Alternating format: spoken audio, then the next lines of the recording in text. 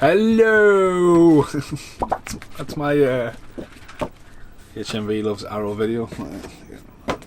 So I'm in the attic. That was my homage to Air Static. I can actually hear people outside. And again. Right, so hello and welcome to Was It Worth Buying? And this is for Deliver Us from Evil. Now, believe it or not, I was going to be painting myself blue because I found some blue face paint, but then I'm allergic to face paint. Get a hoodie on and probably get creepy and starey.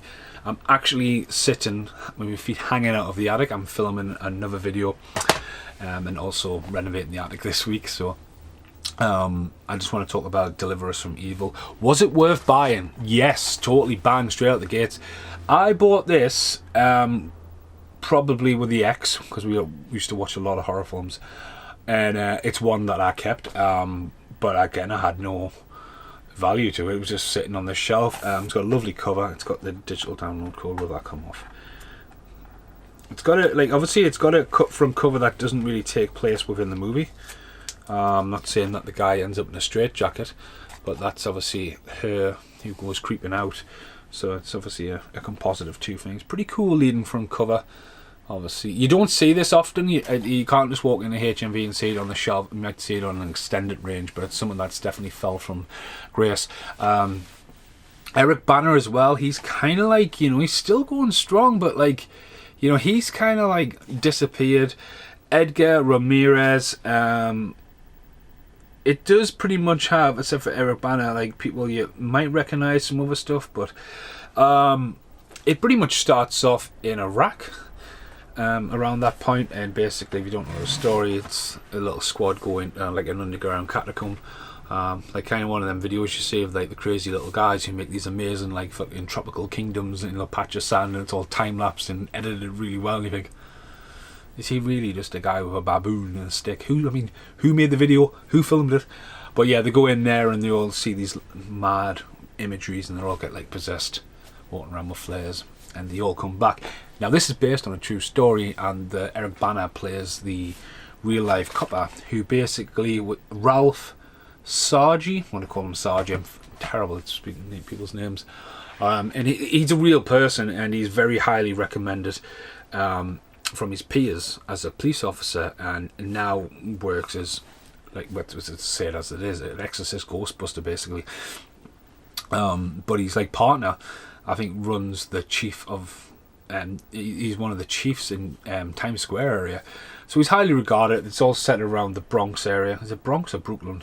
I think it's the Bronx, might be Brooklyn. I've watched it twice, 3 times he claimed the original time.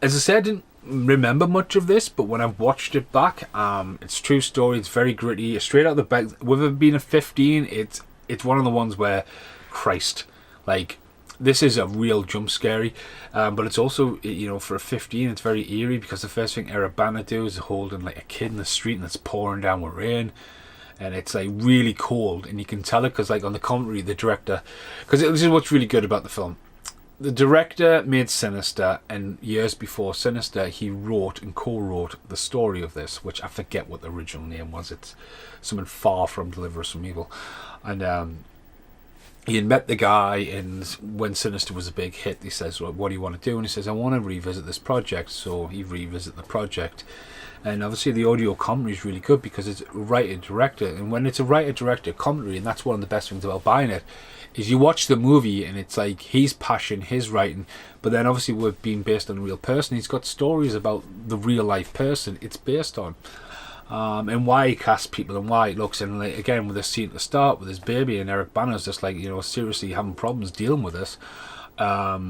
Eric Bana's freezing. He says, I nearly killed Eric Bana the first night. He says, like, Eric Bana just had this leather jacket on, and he was absolutely like borderline blue after filming, but he didn't say a peekaboo to anybody. He was just like, right, let's hear the rock and roll. So yeah, pretty much this guy has this radar which becomes his sixth sense. You know what I mean? He's like a fucking crime fighter for the spiritual side, but again, it's based on true story. And him and his partner, his partner's really cool as well. His partner's just like, bullshit artist, kind of, that is kind of stuff. He's really hip. He's got his hat going backwards. He's like, really into it, you know. I want to fucking shit you not. Is his partner actually in Slaughter? Because it's been bugging us. I don't think it is, but I'm not even going to bother looking. Might be Splatter, not Slaughter. So yeah, anyway, him and his mate, his partner, you know, have got a few back-to-back calls which are quite sadistic. They've got a domestic abuse where the guy just seems to go absolutely apeshit.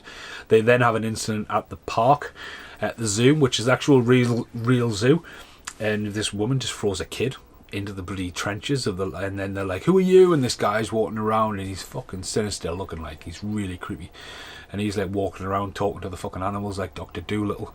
And like Eric Bana's like, "Oh fucking hell, there's a fucking lion there." And they're like the composites and the CGI and the use of the animals and that's really good, like really good. And when, like, again going back to like it happens, but when the starter films are like, especially going back to Rising Sun, where they use the CCTV to get the answers and stuff like that, it's eerie, it's creepy. There's a lot of jump effects, there's a lot of stuff in the background audio, is Eric Bana going that, and it gets brutal. There's bits where it's like they're all running around scratching, and like anyone who knows anyone from the Iraq incident are all his fucking skitsing out and all that, and this guy's walking around and creeping up in like the loft and all that, and he's always like, his eyes are always sinister. Then it like starts going after Eric Bana's family, and there's like some really, like, there's an owl that rolls across the floor and goes whoo whoo, and you're like, okay. And it's one of those ones where it is very unsettling.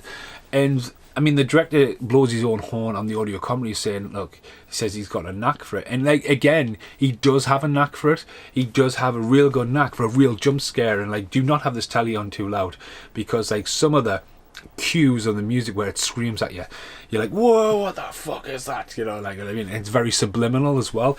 It reminds me of almost like a Fifth Element, Event Horizon, and also Stir of Echoes, but because I've really shot it in the New York area, you know, it's cold, it's damp. I really love it. At the end, it sort of rolls on, and then it does fade through a few things, you know, passage of time, then cuts to 7 months later, which I don't think you need. I think they could have wrapped that up. So the ending was a little bit, but when you look back at the movie, if you want a good jump scare, these kind of movies, I think, you know, this gives us shivers, because a lot of stuff now, you know, especially on DVD, when you get like, there's films where they feel furry, let's just say, right? They feel a little bit furry, and they look really good, and they normally just got a bar of film stills and a big synopsis of the movie, and you put them on, and I put them on, and I'm ready for a comedy. Do you know what I mean? And it's just one of those things. But like, they are a constant thing you see everywhere. Stuff like this, you know, people remember it, but then like horror films that time get forgotten about. You know what I mean? You know, if it's not as sinister and insidious, where there's about 11 of them, and you're like, right, I need the first one. Do you know what I mean? But when it's a standalone horror, I think that's been really well made and really well executed. And like, I jumped quite a few times, and normally I'm like, I just think it's jump scares and stuff like that. It's atmosphere, it's lighting, it's scores, and again, going back to the director, when he knows how to scare people, he does. Subliminal, but for 15 as well. But the guy who played Santino, or whatever he's called, is very sinister kind of thing, where he's hood over and stuff like that. So if you've never seen it, check it out. As I say, Deliver Us From Evil. It's really cool front cover. Deliver Us From Demons, the two sergeants, the demon detective, director's commentary, the making of, so, you know, and you get the now disbanded UV ultraviolet code as well in there. But yeah, incredibly creepy. Starburst from the director of Sinister and Emily Rose.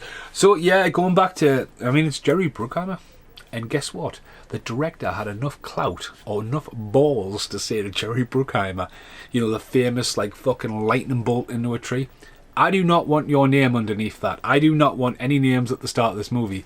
You can have your logo, but no name. The logo before it, logo no. I just want to get straight into this. And they all agreed. I was like, fucking hell, who the fuck is he to tell Jerry Bruckheimer what to do? Do you know what I mean? But like, again, The Exorcism of Emily Rose, I just remember watching. That's the one where he wakes up in the morning, like after like sleeping with her at the fucking, and she's on the floor, like proper contorted, just staring at him. I was like, that's strikingly fucking creepy, and that's what that film has. A lot of strikingly creepy shit in it. Right, see you in the outtakes. Now who's smiling? Now who's smiling? Now who's smiling? Now who's smiling? Right, this is either the smartest thing I've ever done or the fucking stupidest. What have you done, Stephen?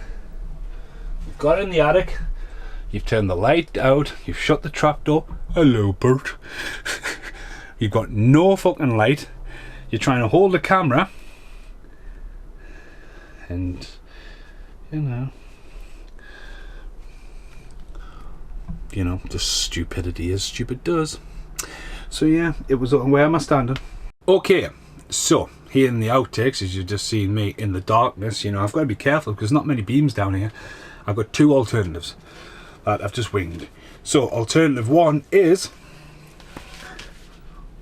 make my vision even more. Ooh. But I'm trying to go and say it's creepy. But you know, it's not like, it's definitely more sinister, no pun intended, than Mr. Jason. But here we go. You ready for the big outtake? I haven't done this in a while. Well, I've done it in this house, but not for a while. Really need to cut my hair. I'm about to get rid of pretty much of all my vision just for this video.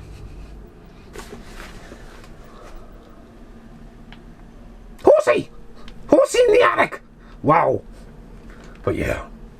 Sinister. Deliver us from evil. Had some very creepy stuff, which I've proper failed on. But yeah, thanks for watching. Goodbye for now. Hello, do I not look sinister enough? Should I have had a creepy reveal right at the end? Hello, I'm only here because he forgot to mention something that was really important. There is a lot of the Doors references throughout the movie. Songs, references, mutters, scratching, scratch, scratch, scratch. There's a lot of stuff like that. And, the music's there. And we're gone through to the other side. You know, people are strange when you're a stranger. No, not the version of The Lost Boys, but that one. The director, going back to him writing and wanting to direct action, would not sign on to the movie unless he had the rights to the Doors. Every reference. So he sent them a script and go, yo, I'm only doing this movie if you okay the Doors, because the Doors works. Everyone loves the Doors.